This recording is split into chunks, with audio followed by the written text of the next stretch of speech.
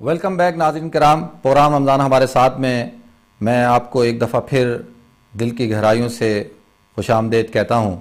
ناظرین، الحمدللہ اللہ کے فضل و احسان سے اللہ رب العزت نے ہم سب کو یہ توفیق دی کہ ہم دین کی معلومات اور دین کا علم حاصل کر رہے ہیں۔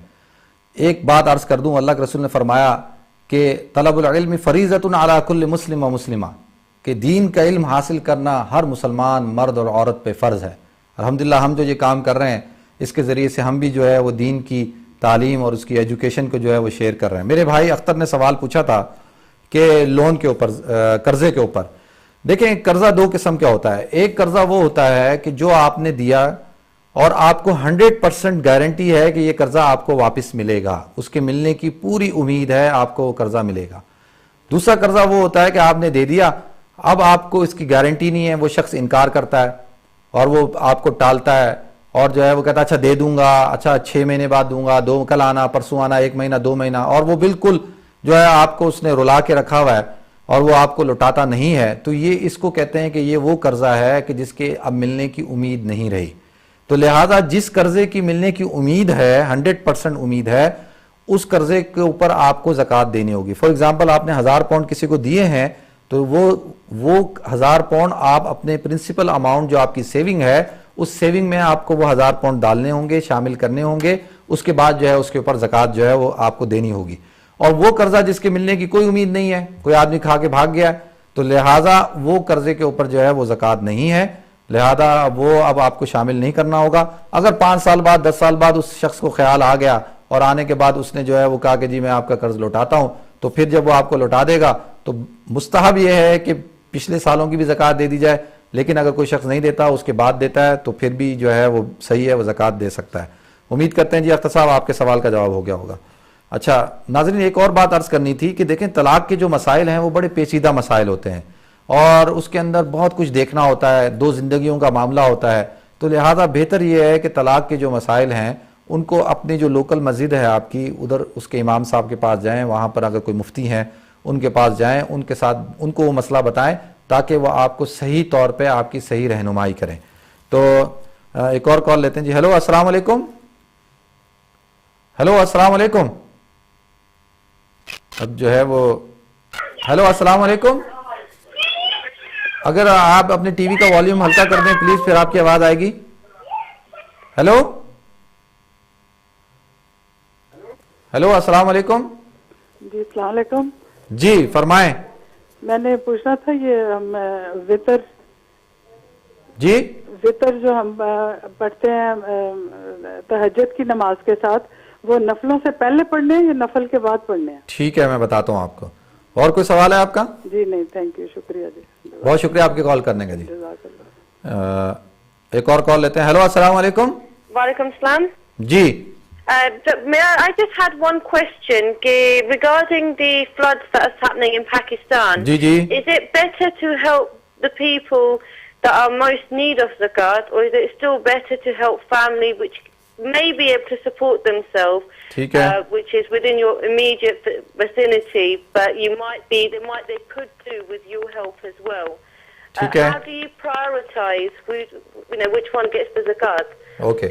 My other question is that if you wanted to adopt a child, an orphanage, someone from an orphanage, an orphan, would you, if it was in this country, would you have to look in your own area first to see who needed your help with regards to adoption, or can you adopt anyone? And my other question is that if it is in England, do you have to adopt a Muslim child, or can you adopt any child? You talking about the foster child?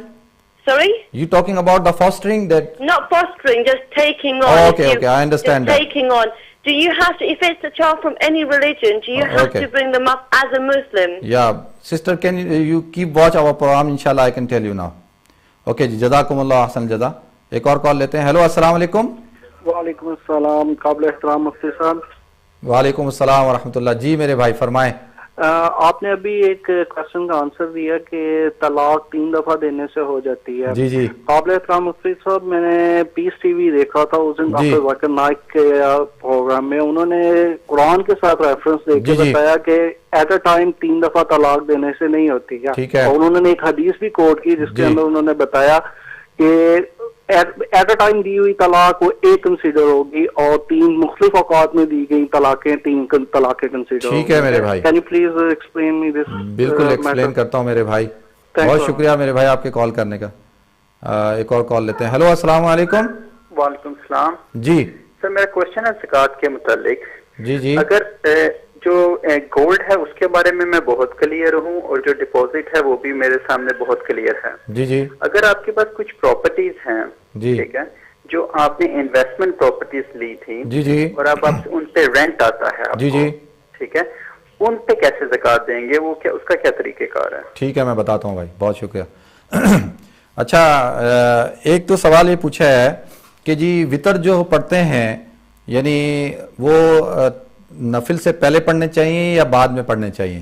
دیکھیں, جو شخص اگر عشاء کے نماز کے بعد وطر پڑھتا ہے تو حضور اکرم صلی اللہ علیہ وسلم سے جو ہے وہ دونوں باتیں ثابت ہیں. آپ پہلے وطر پڑھتے تھے, پھر آخر میں 2 رکعت نفل بھی پڑھتے تھے.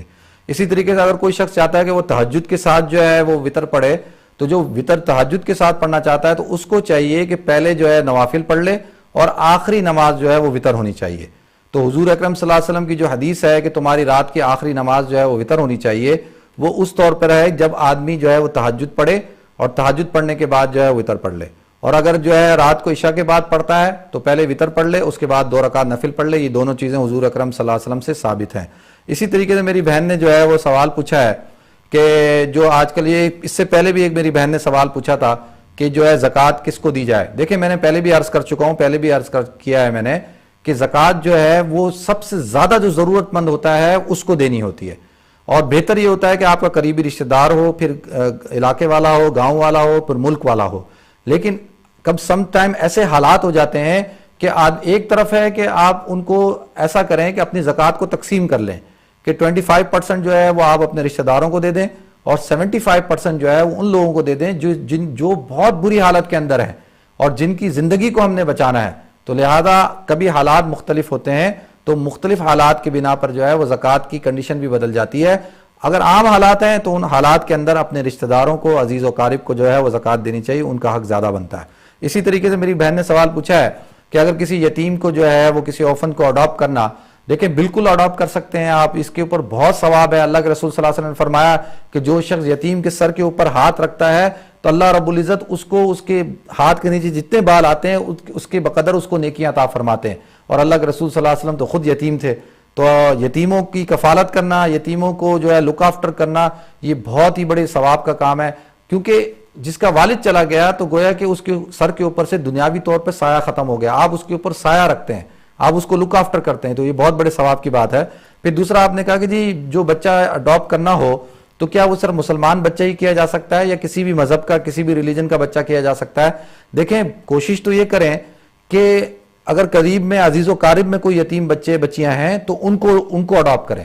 اگر عزیز و قارب میں نہیں ہے, گاؤں میں ہیں, شہر میں ہیں, ملک میں ہیں, اپنے مسلمان ہیں, تو زیادہ اچھا یہ ہے کہ ان کو جو ہے اڈاپٹ کریں اور ان کی ذمہ داری جو ہے وہ زیادہ بنتی ہے. کلکم رائن و کلکم مسئول عن رعیتی, اللہ کے رسول صلی اللہ علیہ وسلم نے فرمایا کہ تم میں سے ہر ایک ذمہ دار ہے اور اس سے اس کی رعیت کے بارے میں سوال کیا جائے گا. رعیت کیا؟ خاندان والے, رشتہ دار, عزیز و قارب, ان کے بارے میں سوال ہوگا. اگر ہم اپنے پڑوس میں, اپنے گلی میں, اپنے گھر میں تو بچے یتیم بچوں کو چھوڑ دیں اور جا کے افریقہ کے اندر جا کے اڈاپٹ کر لیں تو یہ بڑے ظلم کی بات ہوگی کہ سب سے پہلے اپنے قریبی بچوں کو اور خاندان کے بچوں کو اور اپنے ہم مذہب بچوں کو, مسلمان بچوں کو اڈاپٹ کرنا چاہیے.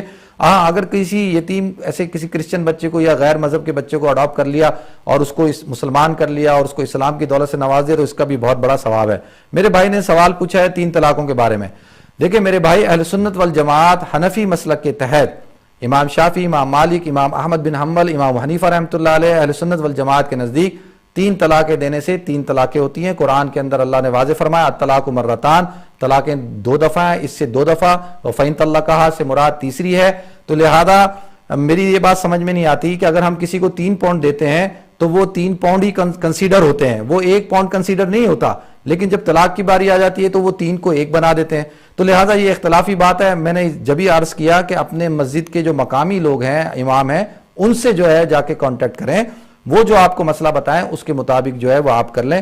یہ ہم یہاں پر نہیں چاہتے کہ ہم کسی اور ٹی وی چینل کی یا کسی اور اسکالر کی بات کریں, تو ان کے پاس اپنے دلائل ہوں گے, امید کرتے ہیں. ایک اور میرے بھائی نے سوال پوچھا تھا پراپرٹی سے متعلق کہ دیکھیں پراپرٹی جو ہے بہت پراپرٹی ہے, کرائے پہ دی ہوئی ہے, تو اس کا جو جتنا کرایہ آتا ہے وہ سارا کرایہ جو ہے وہ آپ کو جمع کرنا ہوگا, اور اپنا جو سیونگ ہے اس کو بھی ڈالنا ہوگا, اس کے اوپر آپ کو جو ہے وہ زکوٰۃ دینی ہوگی.